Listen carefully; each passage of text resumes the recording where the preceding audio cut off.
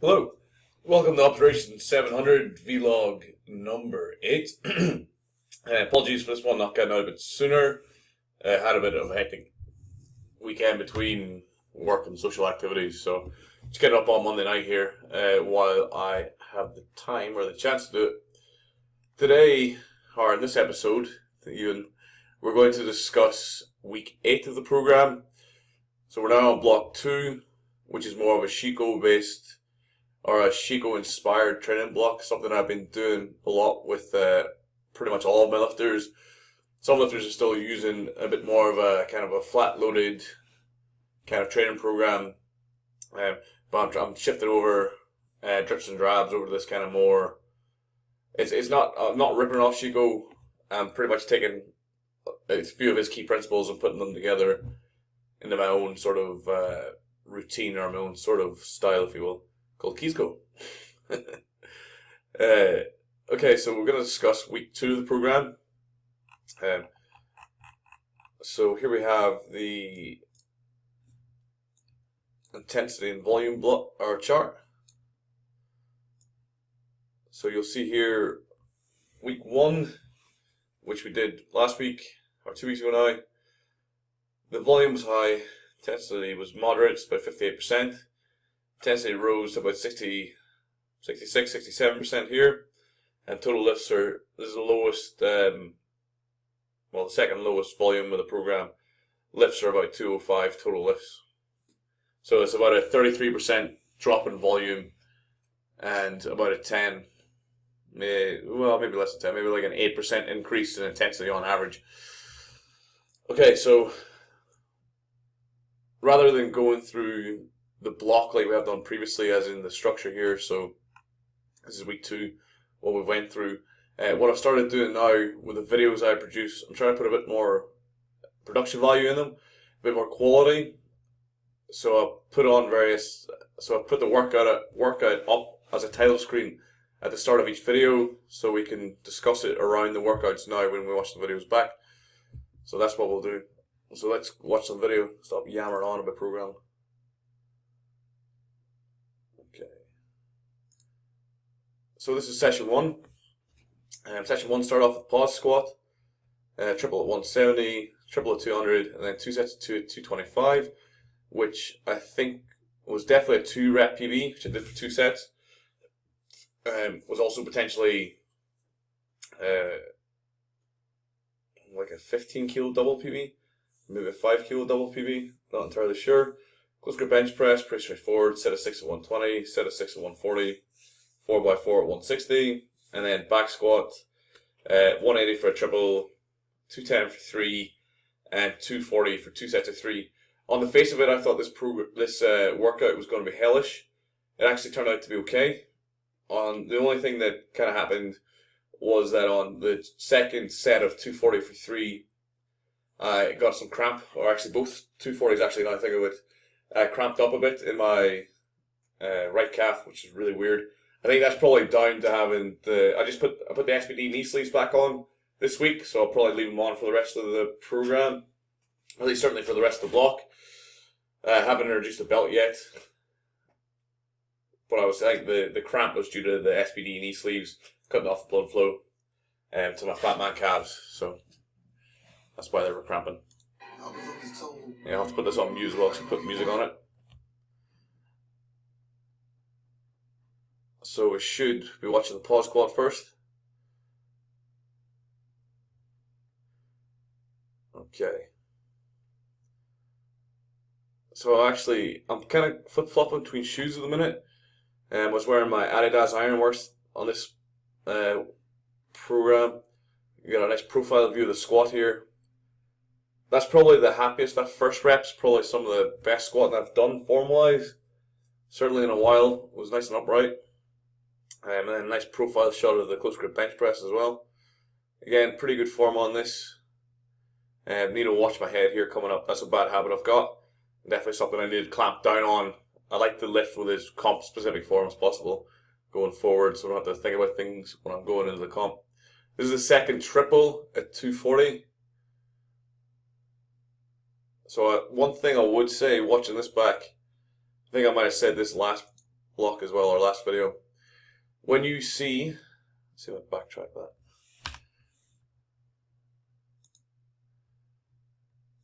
So when you watch my descent, watch this part of my back.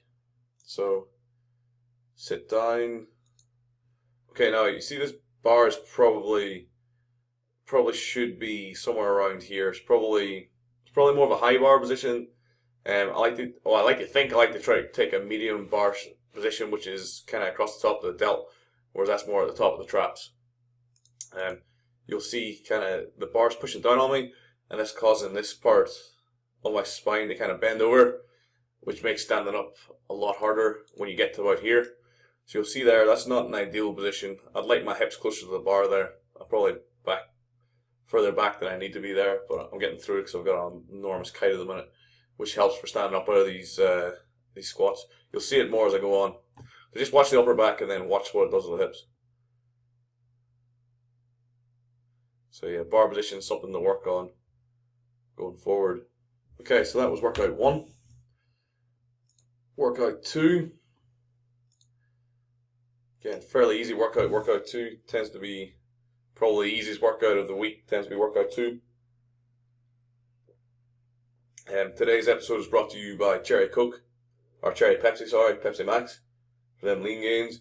School night, so on the Pepsi Max. Bench press, 110 for 6, 140 for 5, and then 160 for 4x4. And then deficit deadlift, 150 for a triple, 180 for a triple, 210 for a triple, and then incline bench press for 80 kilos for 4 sets of 6. Now I'm aware the incline bench press is light as fuck, but I'm trying to work it up slowly because it's a new angle, or it's a new plane of pressing for me, and both of my shoulders are shot. So what I'm going to do with it, anytime I introduce a new exercise, and there will be new exercises coming in block by block with the nature program I'm doing now, I'm going to start off real light and just build up slowly. So if you're wondering why I'm lifting piss lightweight, that's why. So let's skip all of it.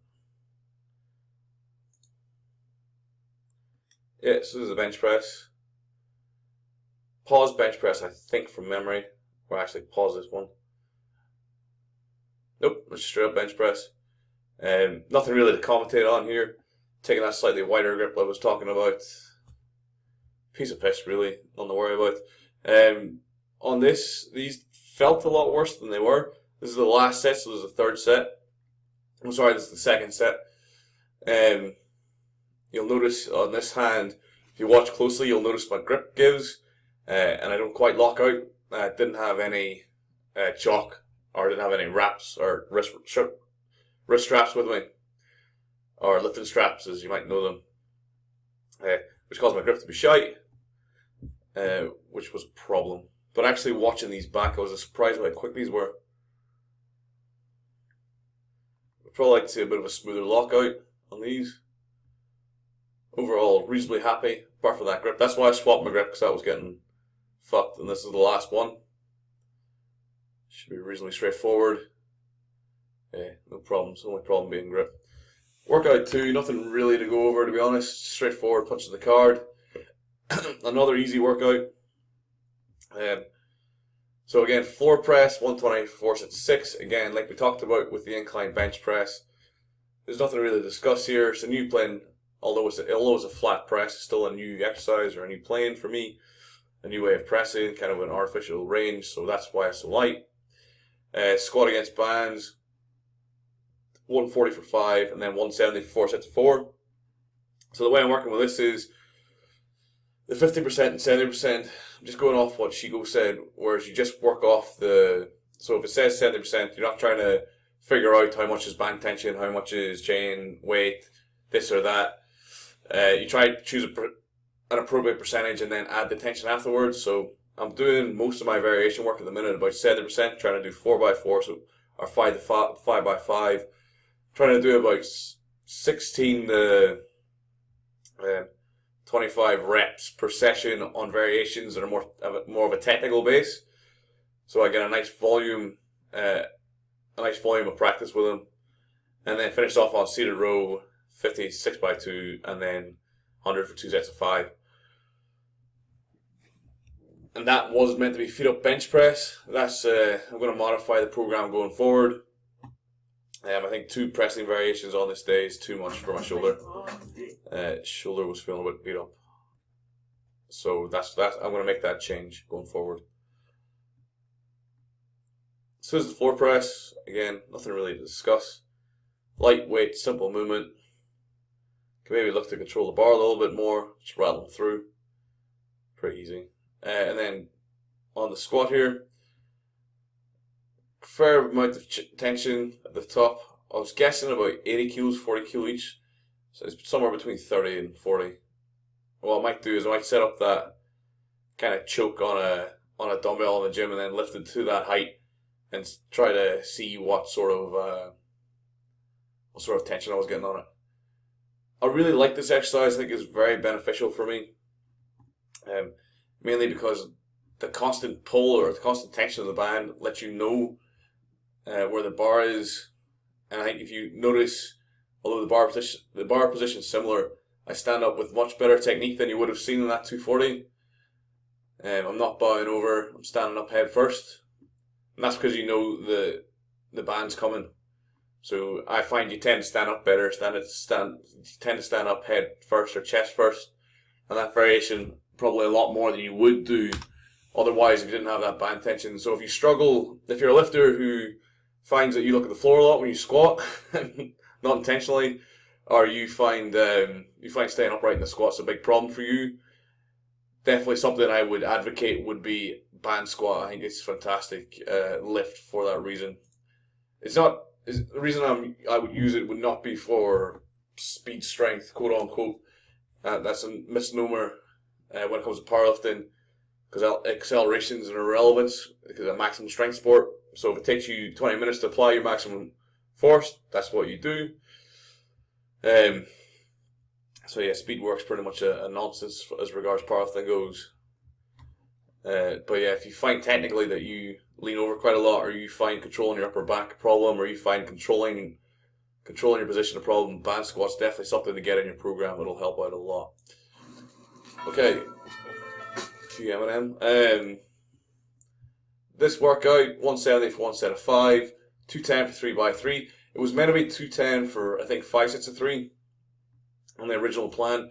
However, I made the call on the third set of 210 that this wasn't completely out of the blue. It was something that I was thinking about, and maybe something I might have mentioned on vlog 5 or 6, probably vlog 6 when I was looking forward to the new program. What you'll see 250 here by 5x2.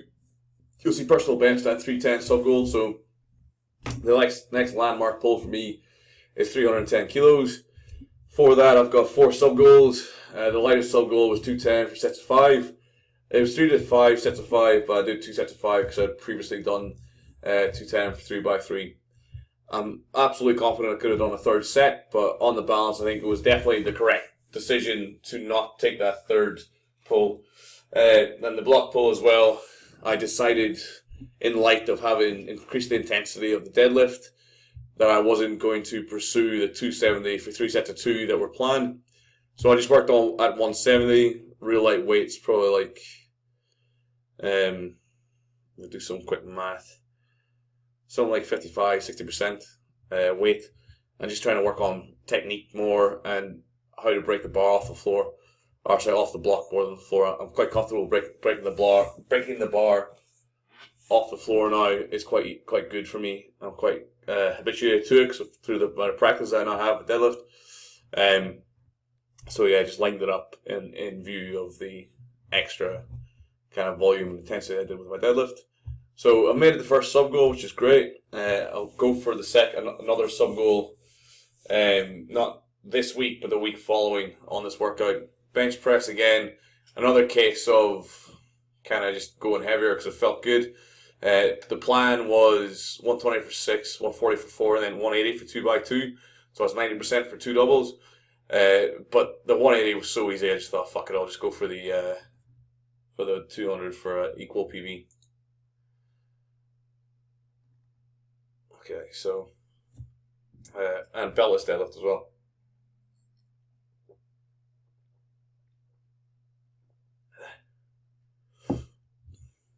This is the second set.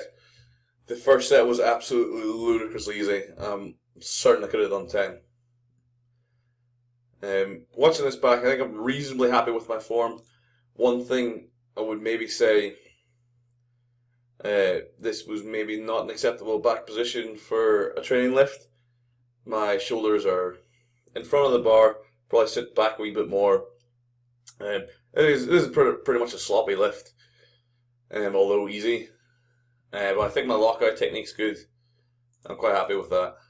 As regards to top half of the lift, I'm strong off the floor anyway, so it's more about getting my technique right here. Although it was a sloppy lift. And one thing I thought I watched this back a couple of times. One of the things I thought is my hips shot up when I took the weight. Yeah, that's definitely the case. So I might need to look at where I set my hips on heavier loads, because that'll get naughty really quickly on a heavier load. Yeah, you can see getting dragged, hips getting dragged up there from the floor. But yeah, pretty happy with that overall. Extremely happy with this lift. 200 for 2, like I said, was an equal PB. Last time I did this was probably 2013. At the back of a fuckload of difficult training. I was kind of running a 5-week linear cycle. It was once a week. It went from 10s to 3s over 5 weeks, and the idea was like week 1 was an overload and week 4 was an overload, and it was a real tough program. I ran it probably 4 or 5 blocks through, so about 20 to 30 weeks of training. It worked. It did put my bench up, but my form was absolute dog shit.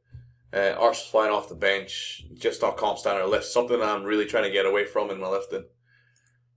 So I didn't really pause this as long as I could have done, but the first one was real nice, real easy, and the second one was decent. Probably a 3rd or 4th rep in there, so that's certainly bench at PB level, which I'm happy with. And then here, we'll just finish off with those block pull. One small note, one thing I noticed on, this is the 3rd set, one thing I did notice was, if you really just try to bring it up slowly from the block, it helps a lot. I was feeling a lot less through my lower back trying to do it like that. Okay, so that's going to conclude vlog number 8. Hope you've enjoyed following along. Hope you're enjoying following along on Operation 800. The next written blog post is going to be this week.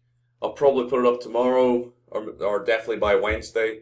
The next episode 84 of the Online Strength Coach podcast will be coming out tomorrow. If you'd like to get some questions in for episode 85, 86, please shoot me an email at speedpowerperformance@gmail.com. If you've enjoyed this video, please like and subscribe. I'm trying to drive the channel a bit by producing more content, more training content, trying to get more kind of vlogs going, to start getting a rapport going with you guys so you can see how I train, and you can kind of, like I said before, a lot of the ideas behind this blog is to show you the programming process and how that changes with time, and how it changes from me just making decisions on the fly, and 2, from me adapting things based off how things feel. Hope you enjoyed it. Thank you very much for watching. Do appreciate it. I'll catch you next week for vlog number 9. Onwards and upwards. Enjoy your week, and I'll catch you next time. Bye.